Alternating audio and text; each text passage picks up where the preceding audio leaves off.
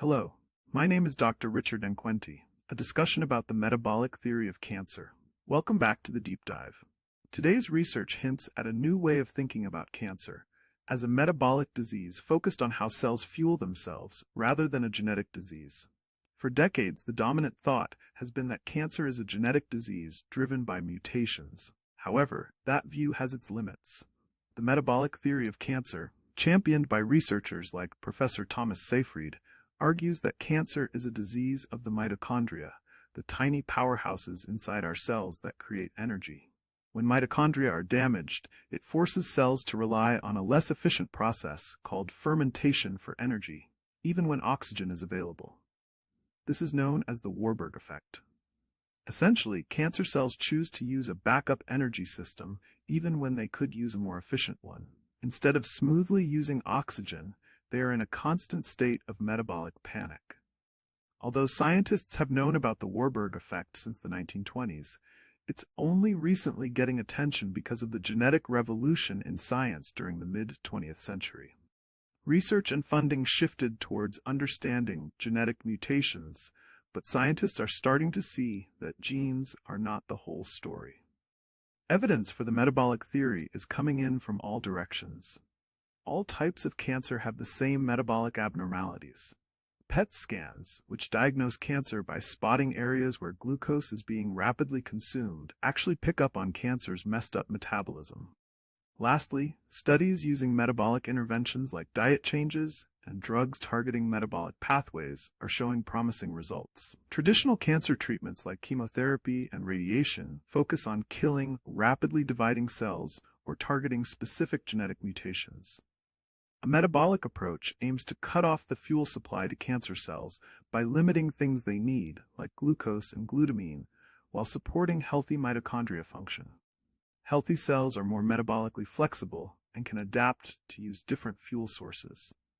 Cancer cells, stuck in their inefficient fermentation mode, can't. One example of a metabolic therapy is the ketogenic diet.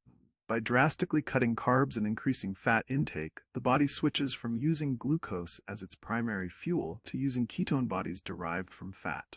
Cancer cells have difficulty adapting to using ketones and begin to starve, while healthy cells can use them with no problem.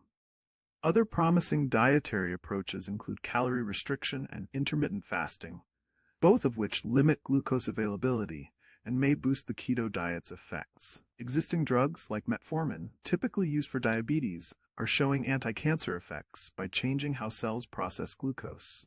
New drugs are being developed to interfere with the fermentation process or target key enzymes cancer cells need for metabolism. One such drug is dichloroacetate, DCA, which reactivates mitochondria in cancer cells, potentially reversing the Warburg effect.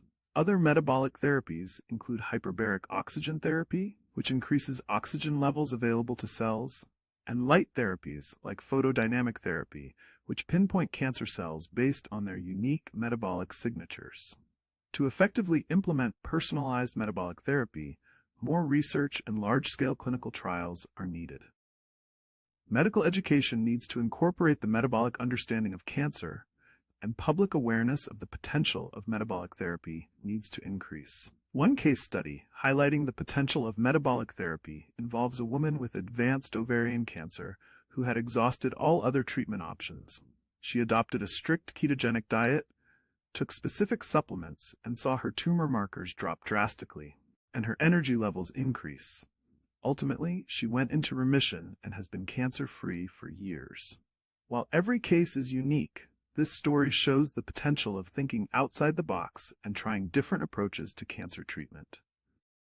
The metabolic theory of cancer offers a fresh perspective and a path towards more effective and less toxic treatments. By understanding the metabolic side of cancer, we can make smarter decisions about our health and potentially change the course of the disease. While research is ongoing, the evidence for the metabolic theory of cancer is compelling. It is a complex topic, but worth exploring.